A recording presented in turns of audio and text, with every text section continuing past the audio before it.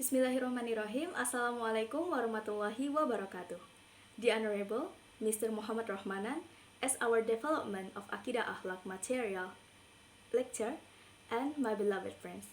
In this great occasion, me, Munadil Nabila, and my friends, Tania Nafida A'immah, will present our presentation by the title Tashbih and Tajasim.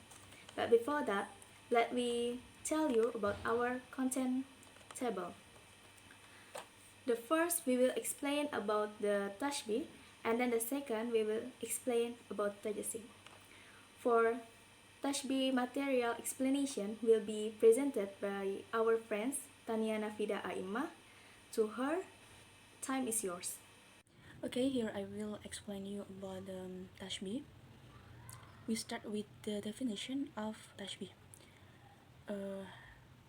Regard from Al-Khatib Al-Qizwini defined tashbih is connecting one thing with another in a sense of using particle and also hidden for a purpose intended by a person. And the next from Ismail Hassan, explaining tashbih is a bond to equalize two things that have the same nature for someone to explain the desired intention.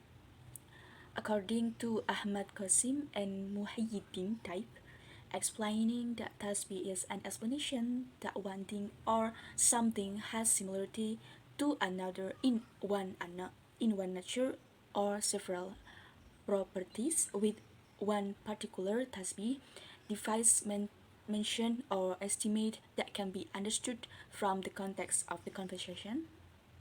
And the last from Muhammad Quraisy Hab in Tafsir Al-Misbah, it reveals that tasbih is not just an equation. It's a variable that looks strange, interesting, and amazing. The Quran uses tasbih not as a proverb, but to clarify something shapeless, doubtful, and not yet clear by using an attractive style display, clear and readable by the senses.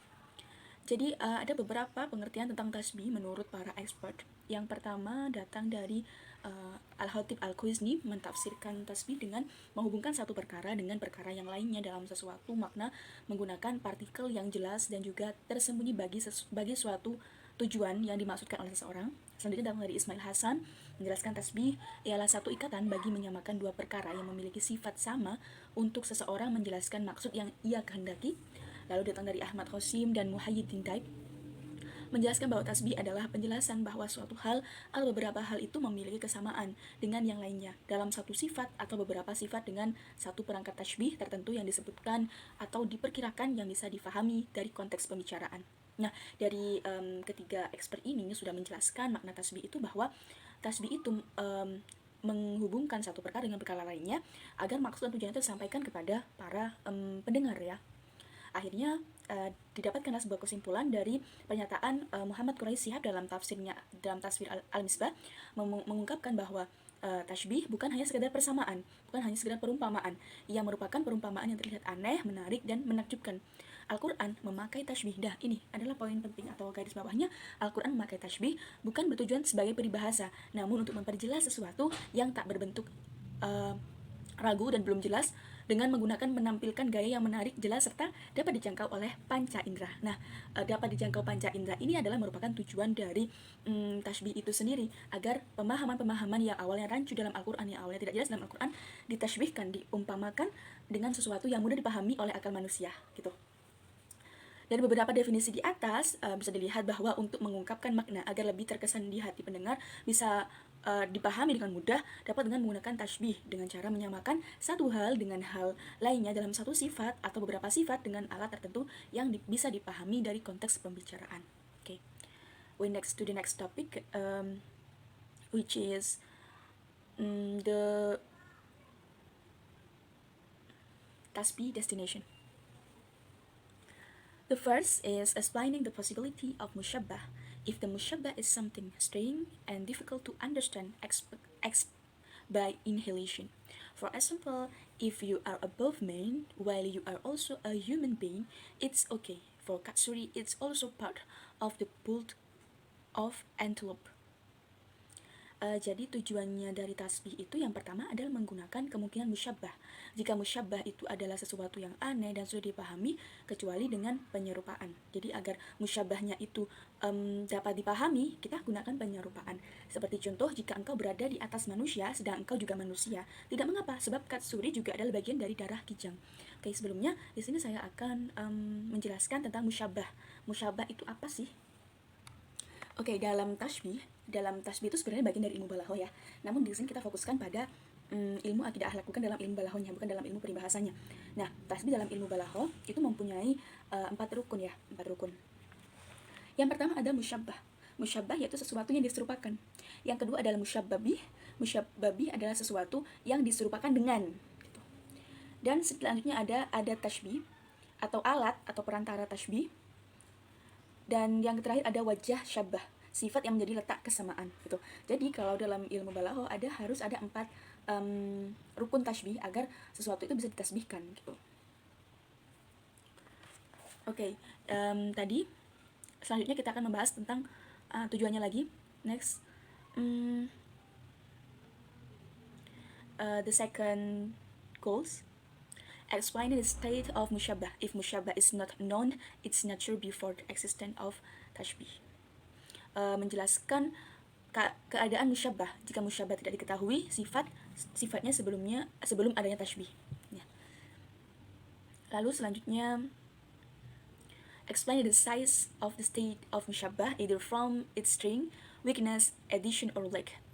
If musyabbah has been known its nature before tasbih, but not yet known its size, as an example in everyday phrases, for example, there is someone who wants to explain his friend with another friend. He said, Ahmad will is like the will of Bill Gates.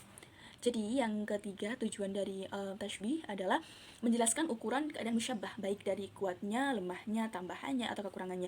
Jika musyabbah telah diketahui sifat sebelumnya tasbih, tetapi belum diketahui ukurannya. Seperti contoh dalam ungkapan sehari-hari, misalnya ada seorang dari kita yang ingin menjelaskan kekayaan temannya kepada teman yang lainnya. Lalu ia berkata, kekayaan Ahmad itu seperti kekayaan Bill Gates. Jadi dia tidak perlu memaparkan semuanya, kekayaan Ahmad mulai dari mobil atau sebagainya, melainkan dia hanya butuh untuk menyamakan yang sama dengan kekayaan Ahmad. Siapa yang sama dengan kekayaan Ahmad? Dia tuh punya kekayaannya Bill Gates. Jadi dia cuma ngomong kekayaan Ahmad itu seperti kekayaan Bill Gates. Okay? The last goals of tasbih is establish the state of musyabbah in the listener by expressing with someone clearly and stronger. It is usually used for abstract things, as the example say, the hurt if it has been hurt like a broken glass. Yang keempat ada menetapkan keadaan musyabbah dalam diri pendengar dengan mengungkapkannya dengan sesuatu yang lebih jelas dan kuat. Hal ini biasanya dipakai untuk hal-hal yang abstrak, seperti contoh ungkapan hati itu sudah tersakiti seperti kaca yang sudah pecah. Nah, perlu diketahui keempat tujuan yang sudah dipaparkan tadi itu hanya sebagai paparan saja.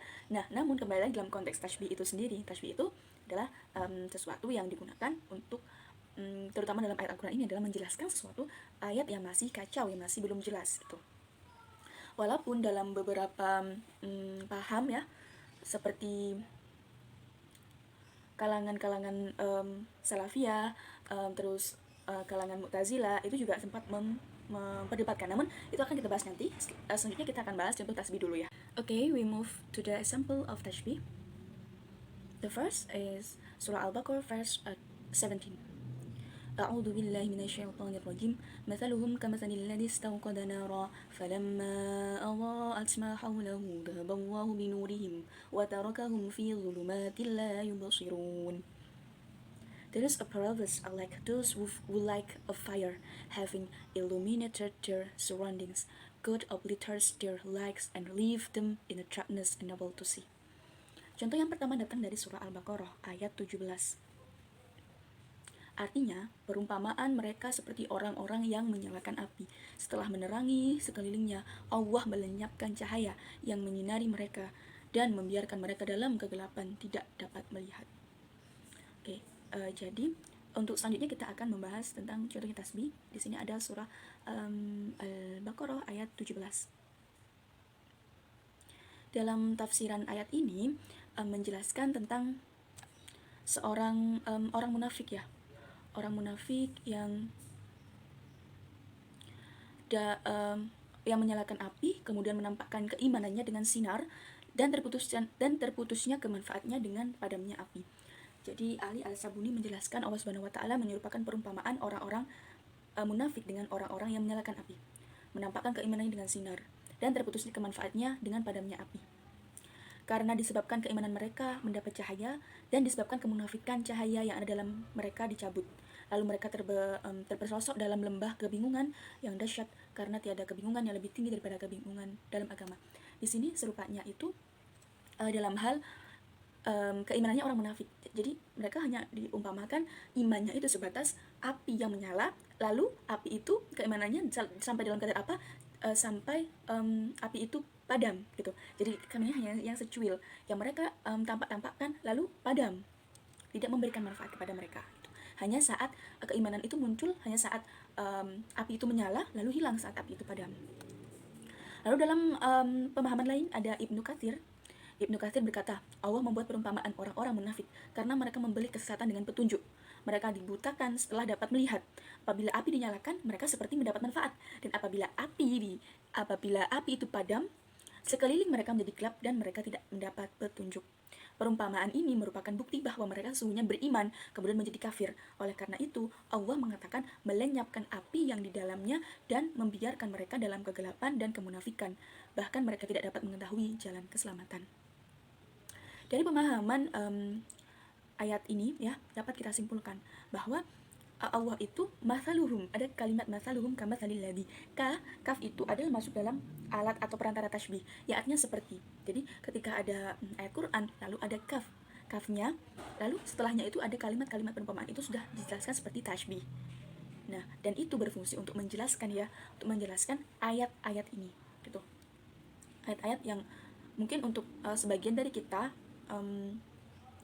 belum paham, jadi ditasbihkanlah ayat ini gitu, agar paham dan dapat dijangkau dengan akal manusia. Next ada Quran surah An-Naba verse 6. A'udzubillahi minasyaitonirrajim. Alam naj'alil arda mihada. Yang artinya, bukankah kami telah menjadikan bumi sebagai hamparan? Nah, jika orang-orang awam itu berpikir, apa maksudnya bumi sebagai hamparan ini? Lalu akhirnya datanglah tasbih itu. Menurut Al-Bulhawi, kata mihada di sini tuh bermakna firoshi, yang berarti kasur. Apa persamaan kasur dan bumi? Nah, disamakanlah persamaan kasur dan bumi, agar kita kan sebagai manusia itu mudah untuk mencerna pemahaman maksudnya ayat ini tuh apa. Nah, disamakanlah persamaan kasur dengan bumi. Sebagian ulama berpendapat bahwa persamaannya pada nyamannya untuk dijadikan tempat tidur. Jadi Allah Subhanahu wa taala menjelaskan bahwa salah satu kenikmatan terbesar yang telah Allah anugerahkan kepada manusia adalah bumi yang nyaman untuk ditinggali. Kadar kenyamanannya itu seperti kasur ketika dipakai untuk tidur. Maka dari itu tujuan dari tasbih dalam ayat ini adalah untuk menjelaskan keadaan dari musyabbah yang sebelumnya diungkapkan perumpamaannya masih terasa samar bagi kita. Karena memang bumi seperti ini adanya, akan tetapi Allah itu menggugah pikiran kita agar kita mau berpikir, agar hati kita itu mau mensyukuri apa yang telah Allah berikan dengan menggunakan tasbih gitu. Okay, next the last. Ini ada the last example of tasbih. Sebenarnya banyak sekali ayat-ayat tasbih dalam Al-Quran itu, bahkan dalam satu surah itu ada beberapa ayat. Namun di sini kami hanya memaparkan tiga ayat dalam 3 surah yang berbeda. Sebenarnya dalam Al-Imran itu ada banyak sekali ayat tasbih, dalam Al-Baqarah juga banyak, dalam juz 30 surah An-Naba itu juga ada beberapa gitu. Namun di sini untuk menghemat waktu kita hanya memaparkan 3 contoh dari ayat tasbih itu dan dalam Al-Quran. The last is surah Al-Imran verse 59. A'udzu billahi minasyaitonir rajim. Inna mathala Isa 'indallahi kamathali Adam khalaqahu min turabin thumma qala lahu kun fayakun. Yang artinya, sesungguhnya perumpamaan dalam kurung penciptaan Isa bagi Allah seperti penciptaan Adam. Dia menciptakannya dari tanah, kemudian dia berkata kepadanya, jadilah, maka jadilah sesuatu itu. Asbabun nuzul ayat ini diceritakan oleh Muhammad bin Sawah al-Fawadisi bahwa Adi bin Humaid berkata, kami mendapat riwayat dari Rauh bin Abadah, dari Auf al-Arabi, dari Azraq bin Qais berkata, seorang uskup Najran dan pengawalnya menemui Rasulullah, dan Rasulullah menampilkan pada mereka untuk masuk Islam. Mereka menjawab, kami sudah masuk Islam sebelum Anda. Kemudian Rasulullah bersabda, kalian berdusta. Ada 3 hal yang menghalangi kalian dari Islam. Yang pertama, kalian bersujud dengan salib. Yang kedua, kalian memakan daging babi. Lalu yang ketiga, kalian mengambil anak kalian. Uskup Najran itu bertanya, siapa ayahnya Isa? Kemudian Rasulullah tidak menjawab pertanyaan mereka itu. Lalu Allah menurunkan ayat, sesungguhnya misal penciptaan Isa di sisi Allah adalah seperti penciptaan Adam. Allah menciptakan Adam dari tanah, kemudian Allah berfirman kepadanya, jadilah seorang manusia, maka jadilah dia.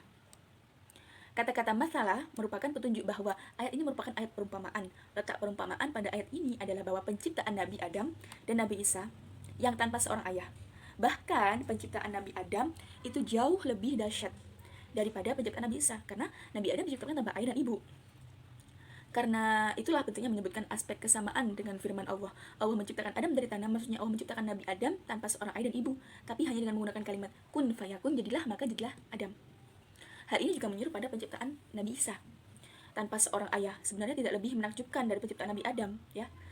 Hal ini tentunya membantah pendapat logika uskup Najran tersebut yang merasa aneh dan takjub dengan penciptaan Nabi Isa yang diciptakan tanpa seorang ayah. Perumpamaan dalam ayat ini menunjukkan bahwa pertanyaan alul kitab kepada Nabi Muhammad dapat dibantah dengan membandingkan hal yang serupa, bahkan lebih menakjubkan dengan yang mereka ketahui tentang kelahiran Nabi Isa. Lalu perumpamaan al-misal dalam ayat ini termasuk dalam kategori perumpamaan yang tegas, karena langsung menggunakan kata masalah sebagai wujud perumpamaannya.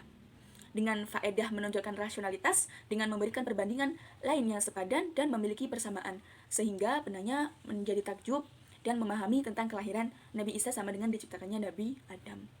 Faedah yang lain dalam perumpamaan ini adalah mengungkapkan fakta-fakta yang lebih menakjubkan dan tersembunyi tentang proses diciptakannya Nabi Adam tanpa seorang ayah ibu, sehingga bisa menarik jiwa dan pikiran manusia tentang progresif Allah menciptakan dan berbuat di luar dari hal yang biasa dilihat manusia. Setelah Rasulullah jelaskan penciptaan Nabi Isa dan kedatangannya dengan mengutip ayat-ayat tersebut dan juga mengungkapkan dan juga keadaan kaumnya, ada yang kafir, beriman dan ragu-ragu, Rasulullah berhasil mengungkapkan kerancauan yang dengan sengaja disiarkan oleh orang-orang yang terkena fitnah dengan penciptaan Nabi Isa, dua proses ilmiah, serta memberi kedengaran yang gamblang kepada seseorang yang membantah tanpa didasari dengan pengetahuan. Karena rata-rata orang itu, terutama yang nonis, ya, itu menganggap bahwa kelahiran Nabi Isa itu sangat tajub, ya, sangat luar biasa, bisa lahir tanpa ayah, sehingga itulah awalnya kan akhirnya mereka menyembah karena salah satu hal yang menurut mereka tuh di luar nalar gitu, sangat menakjubkan. Padahal mereka belum kalau seandainya mereka mengulik lagi lebih dalam, ada hal yang lebih lebih hebat daripada karena Nabi Isa ini, penciptaan Nabi Adam yang lahir tanpa seorang ayah ibu gitu. Okay, the last topic that I will explain to you all is about the response of scholar regarding tasbih Quranic verses. Okay, jadi hal terakhir yang akan saya jelaskan dalam bab tasbih ini adalah tanggapan para ulama, ya, tentang Quran tasbih, ayat-ayat Quran maupun hadis gitu. Dalam diskursus ilmu Al-Quran persoalan ayat-ayat mutasybih atau ayat-ayat yang belum mutasyabihat atau ayat-ayat yang belum jelas, termasuk menyita perhatian para pakar Al-Quran. Ayat-ayat dengan mutasyabihat yang seringkali memicu perdebatan pendapat, penafsiran yang mengkristal, memunculkan perbedaan. Di antaranya adalah mazhab, teologi, dan fikih. Golongan Salafiyah berpendapat bahwa ayat-ayat itu sudah jelas, jadi dan tidak perlu ditakwilkan lagi, berbeda dengan kalangan Mu'tazilah yang menganggap ayat-ayat tersebut perlu ditakwilkan gitu. Karena jika kalangan Mu'tazilah itu berpendapat karena kalau golongan ayat tersebut tidak ditakwilkan atau diperjelas lagi gitu, dia akan menimbulkan banyak makna gitu, dan bisa saja itu malah memayoritaskan pemahaman Tuhan itu sendiri dalam kalangan manusia biasa gitu. Okay,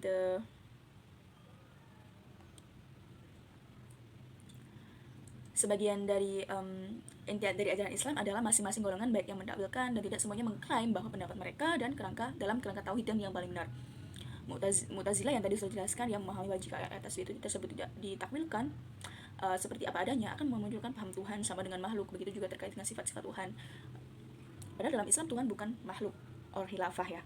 Menurut mereka jika dipahami secara sederhana akan menimbulkan banyak oknum Tuhan. Karenanya mereka meniadakan adanya sifat-sifat Tuhan. Sedangkan Salafiyah berargumen bahwa sikap mereka ini didasarkan pada ketetapan Allah, Rasul, dan para sahabat. ada dua kaidah ya, batasan-batasan dalam penyerupaan atau tasbih itu sendiri. Sejauh yang saya baca selama mengerjakan makalah ini, itu tasbih itu ada tasbih yang memang itu masih dalam konteksnya ya, dan ada yang tasbih sudah melampaui batasnya. Kesimpulannya, tasbih itu tidak boleh dilakukan jika tujuannya adalah untuk memperjelas dan tidak menjasmanikan ya, dalam artian mentakwilkan bahwa Allah itu jasmaninya sesama seperti makhluk. Jika hanya seperti perumpamaan tadi, seperti gambaran orang munafik, gambaran kasur di bumi, gambaran kasur dan bumi tadi itu boleh gitu, dalam konteks yang boleh gitu ya. Sedangkan jika tasbih itu sudah di penyerupaan itu sudah dalam kategori penyerupaan sama dengan makhluk ya, yang akan dijelaskan dalam konsep tajsim, itu akan berbeda makna lagi gitu. Ada beberapa yang memang melarang dan ada beberapa yang memperbolehkan. Golongan-golongan yang melarang ini adalah golongan salafiyah, dan golongan yang memperbolehkan ini adalah golongan Mu'tazilah yang memang dia melewatkan akal daripada Quran dalam pemahaman Quran maksud saya. Jadi di sini ada dua batasan, kaidah batasan penyerupaan tasbih di kalangan ulama yang digunakan untuk memuluskan mana yang masuk kategori tasbih dan mana yang tidak. Ya, okay, the first is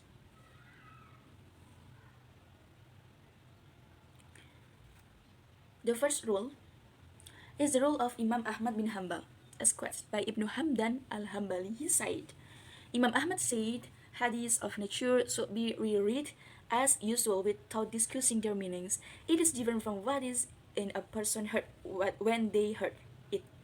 And we deny the instruction with Allah when Allah mentioned it and narrated it and sweetens it. Whenever it is understood and drawn in the mind, then it is the way and catching that is impossible.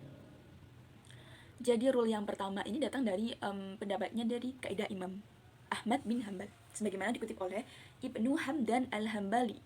Beliau berkata, Imam Ahmad berkata, hadis-hadis harus dibaca ulang seperti sedia kala tanpa batas, tanpa dibahas makna-maknanya. Ia berbeda dengan apa yang terbesit dalam hati seseorang ketika mendengarnya. Dan kami menafikan penyerupaan dengan Allah ketika Allah menyebutkannya serta membenarnya ucapan Nabi dan mengimaninya. Setiap kali ia dipahami dan tergambar di benak, maka itulah membagaimanakan atau takyif dan menyerupakan atau tasbih itu adalah mustahil. Gitu. Oke, kita akan perjelas kaidah pertama dari Imam Ahmad ini.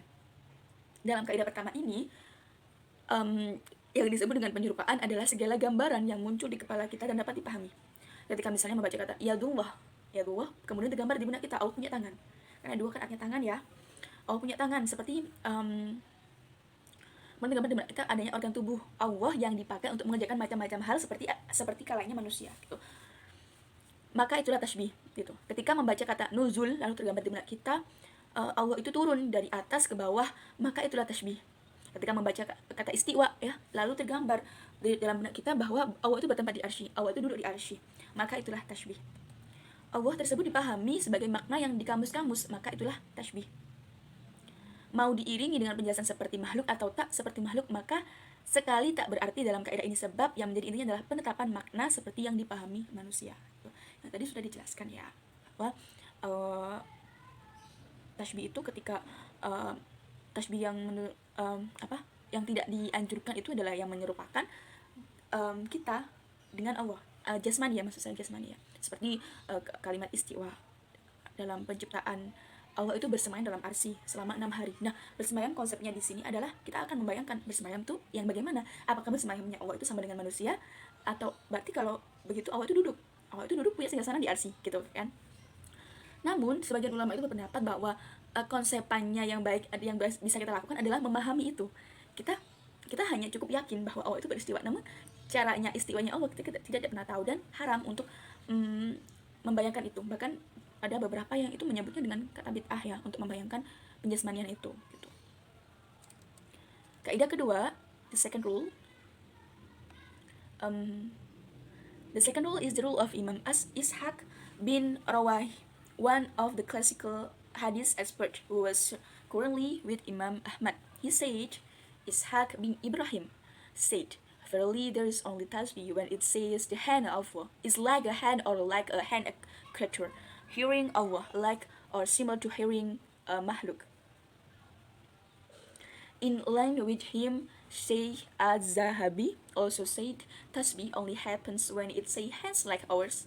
When it says the hand is not the same as the other hands, just as his zat is not the same as the other zat. His hearing is not the same as other hearing. His vision is not the same as other vision. And there is no difference between all. Then it is sanctifying or tanzih. According to this second rule, God tasbih with a buying only occurs when it says the word like or similar to a creature that a creature has. If it does not say so, then it's not tasbih, but still prefix of likeness. Jadi kaidah kedua dari tanggapan para ulama tentang tasbih datang dari Imam Ishaq bin Rawaihah, salah satu pakar hadis klasik yang semasa dengan Imam Ahmad. Ishaq bin Ibrahim Rawaihah berkata, sesungguhnya hanya terjadi tasbih apabila berkata tangan Allah seperti tangan atau mirip dengan tangan makhluk, pendengaran Allah seperti atau mirip dengan pendengaran makhluk. Senada juga yang disampaikan oleh Syekh Az-Zahabi, tasbih hanya terjadi apabila dikaitkan tangan seperti tangan kita, apabila dikaitkan tangan yang tak sama dengan tangan-tangan lain, seperti halnya zatnya tak sama dengan zat yang lain, pendengarannya tak sama dengan pendengaran yang lain, penglihatannya tak sama dengan penglihatan yang lain. Menurut kaidah kedua ini, penyerupaan tasbih itu dengan makhluk hanya terjadi apabila mengatakan kata seperti atau mirip dengan makhluk atau yang dimiliki makhluk, ya. Apabila ada kalimat yang datang seperti yang dimiliki makhluk, baru itu dinamakan tasbih. Jika hanya kalimat seperti lalu menjelaskan apa yang sama tanpa adanya seperti yang dimiliki makhluk, itu masih dalam kategori wajar gitu. Apabila tak mengatakan demikian, maka itu bukan tasbih tetapi masih menyucikan Allah dari keserupaan.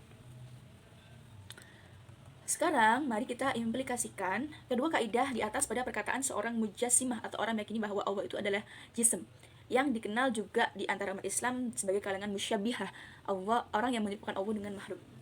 Di antara mereka ada Muqatil bin Sulaiman yang berkata, sesungguhnya Allah adalah jism atau bentuk yang bervolume, dan ia mempunyai rambut, menjuntai, berbentuk manusia, punya daging, punya darah, bulu, tulang, punya organ tubuh seperti tangan, kaki, kepala, dua mata. Meski demikian, dia tidak menyerupakan selainnya dengan selainnya tak menyerupainya. Semua golongan umat Islam sudah sepakat bahwa Muqatil bin Sulaiman dengan perkataannya itu adalah mujassimah, musyabbihah. Jadi dia itu bukan hanya dikatakan sebagai seorang yang musyabbihah atau menyerupakan Allah, tapi juga seorang mujassimah yang menyamakan Allah dengan fisik makhluk gitu. Dia telah menganggap Allah seperti halnya manusia yang mempunyai organ, susunan tubuh seperti halnya manusia. Bila kita memakai kaidah pertama dari Imam Ahmad di atas, maka Muqatil ini jelas sudah melakukan tasbih yang terlarang dan cocok dengan realitas yang diyakini kaum muslimin pada umumnya. Namun apabila kita memakai kaidah kedua di atas, maka Muqatil ini masih belum melakukan tasbih yang terlarang, sebab di akhir ucapannya itu dia memberi keterangan bahwa meski punya tubuh dan berbentuk manusia, Allah tak mirip dengan dan tak menyerupai makhluk apapun. Dengan demikian, kita bisa tahu bahwa kaidah kedua tadi tak akurat untuk membatasi pelaku tasbih, bahkan yang paling parah seperti Muqatil di atas. Pada dasarnya, seluruh kaum muslim di dunia, tak terkecuali kaum mujassimah musyabbihah, seluruhnya meyakini bahwa Allah tak seperti makhluk, sehingga semua meyakini bahwa zatnya tak seperti makhluk. Apabila batasan tasbih itu hanya bergantung pada pernyataan seperti makhluk, maka tak akan ada satu orang pun di dunia ini yang disebut dengan mujassimah musyabbihah, atau orang yang menjadikan Allah dan orang yang menyerupakan Allah. Ini tak realitas, sebab mereka itu benar-benar benar-benar ada dan dikenal luas sejak masa lalu. Karena itulah, sebagai conclusion dari batasan-batasan tadi, datanglah penilaian langsung yang fokus pada titik persoalan. Maka Syekh Al-Bajuri Al-Asy'ari menegaskan batas pembeda antara tasbih atau bukan adalah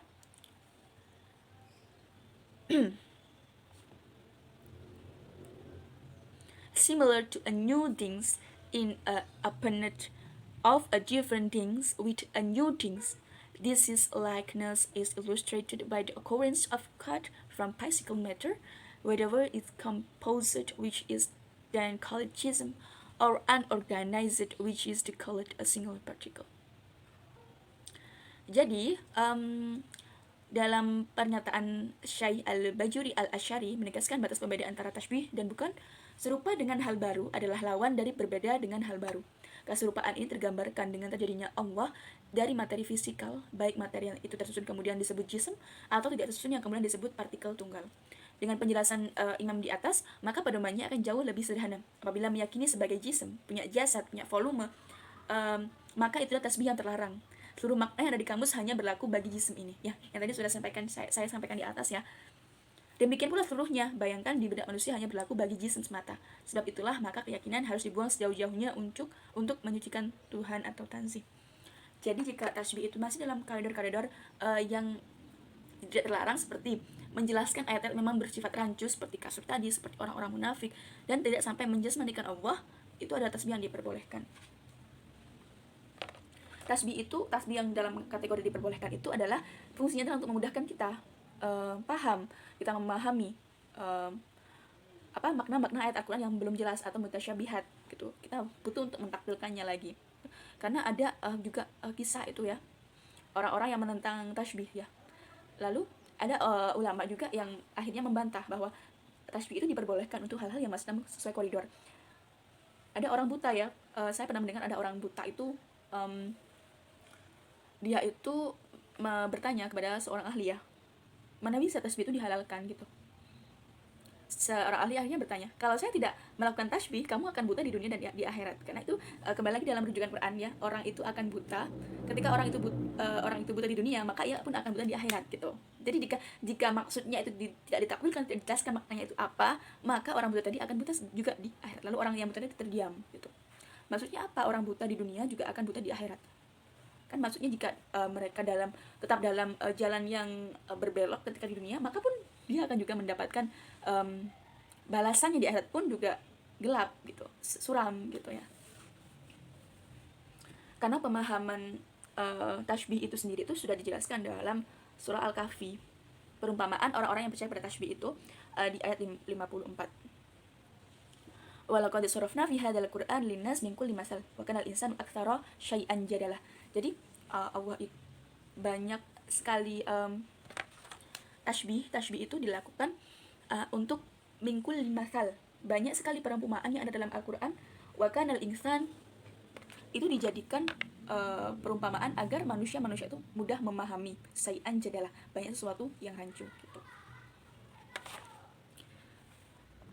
Oke, jadi kesimpulannya dalam tasbih ini adalah tasbih itu boleh jika masuk dalam koridor batasan-batasan yang memang tidak sampai menyerupakan Allah dengan makhluk, tidak sampai menjasmanikan Allah, ya. Ketika itu hanya sebagai penjelasan ayat-ayat yang bersifat mutasyabihat atau ayat-ayat yang rancu, sehingga perlu ditakwilkan agar sampai kepada pemahaman akalnya manusia gitu. Namun ada tasbih juga yang dilarang, yakni ketika tasbih itu sampai menjasmanikan Allah, menganggap bahwa Allah itu punya tangan, Allah itu punya kaki, Allah itu punya singgasana dan lain-lainnya gitu. Nah, hukum seperti itu, kita itu hanya perlu meyakini itu tanpa perlu kita mempertanyakan. Karena kalau sampai kita mempertanyakan, itu akan menjatuhkan hukuman kepada bid'ah yang dilarang gitu.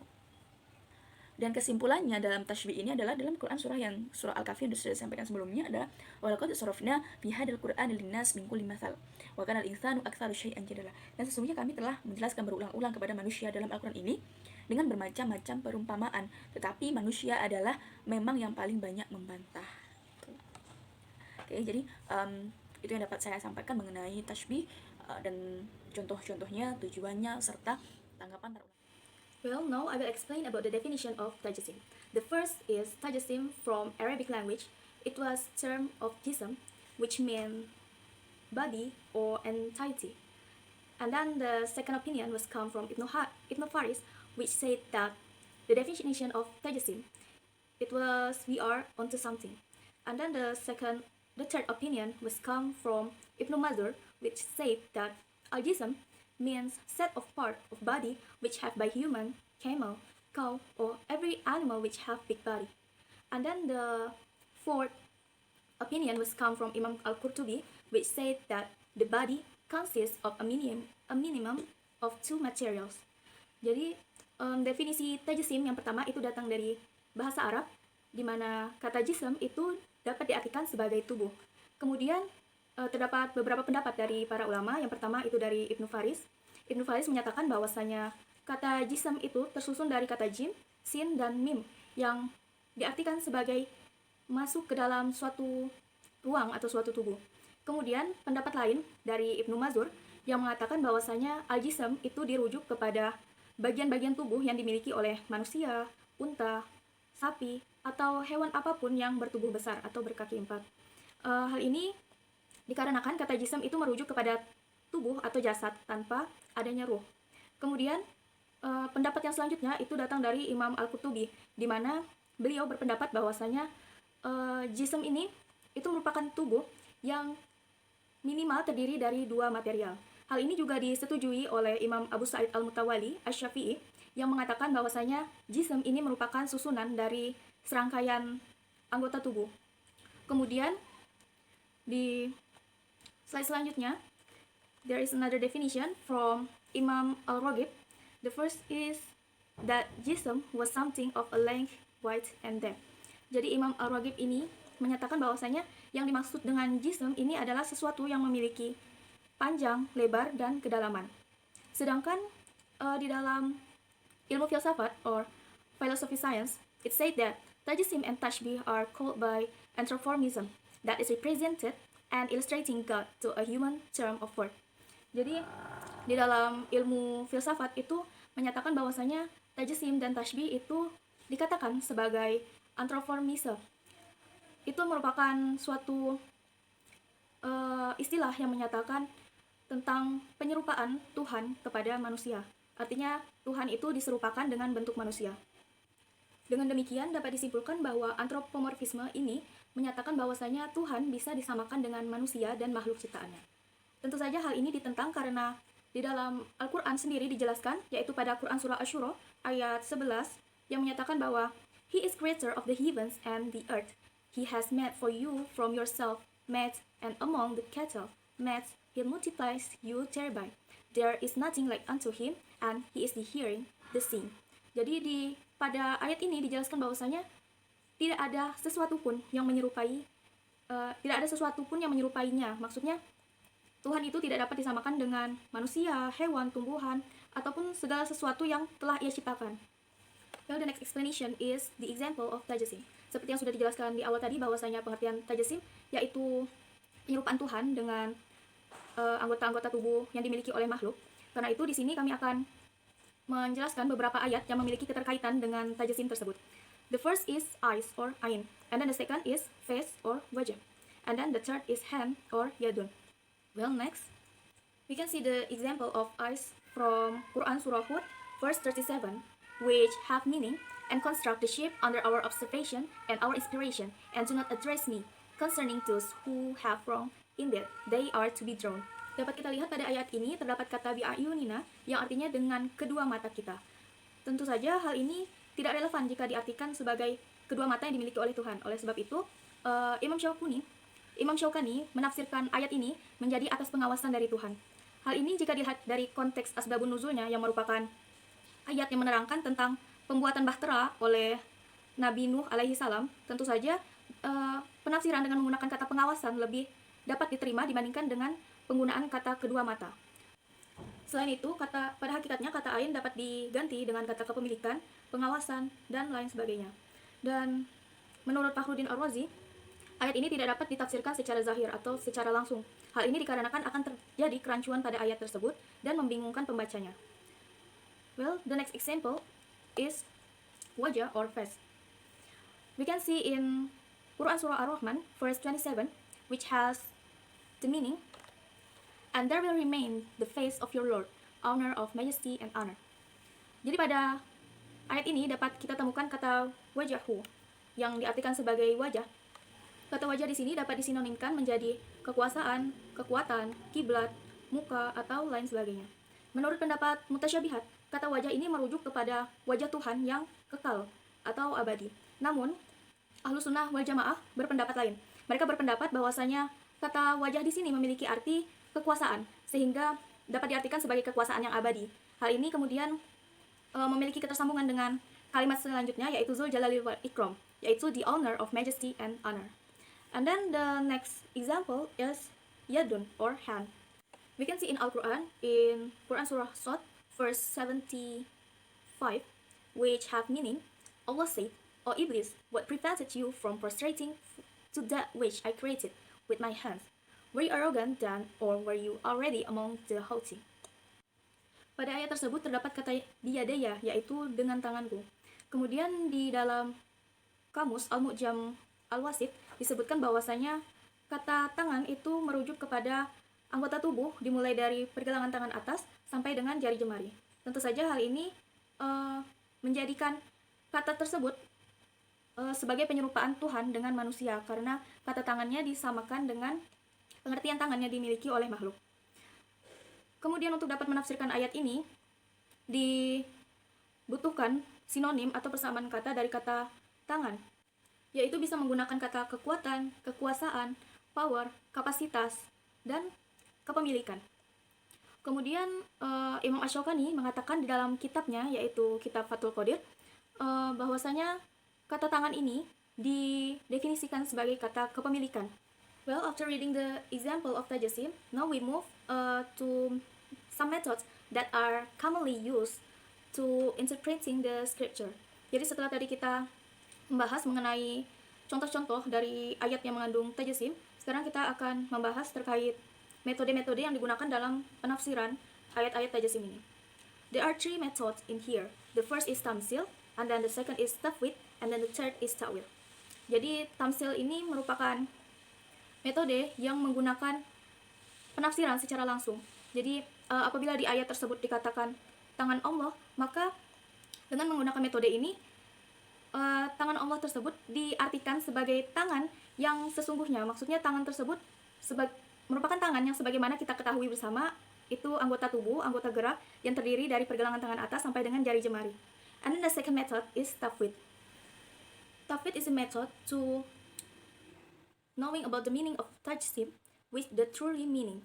Jadi pada metode tafwid ini, penafsiran tajsim ditafsirkan dengan makna yang sesungguhnya, sama seperti tamsil tadi, yaitu ketika ada kata di dalam ayat tangan Allah, maka ayat tersebut memang ditafsirkan sebagai tangan Allah. Akan tetapi yang membedakan metode tafwid ini dengan tamsil tadi, pada metode tafwid, tangan yang dimaksudkan itu tidak diketahui dengan jelas seperti apa tangannya tersebut. Karena pada metode ini pemaknaannya tidak menyerupai dengan makhluk yang diciptakan oleh Allah Subhanahu wa taala. And then the last is ta'wil. Ta'wil method is a method of interpretation using a figurative approach. Jadi pada metode ta'wil ini penafsirannya lebih menggunakan pendekatan kiasan. Sebagai contoh, seperti yang sudah dijelaskan pada contoh-contoh di atas, di mana kata tajasim diganti dengan persamaan-persamaan kata yang serupa dengannya. Sebagai contoh tadi, misalkan tangan Allah, maka itu diartikan sebagai kekuasaan, power, kepemilikan, dan lain sebagainya, sesuai dengan konteks dari ayat tersebut. Okay, maybe that's all from our presentation. If there is any question, please write down in e-learning. Thank you. Wassalamualaikum warahmatullahi wabarakatuh.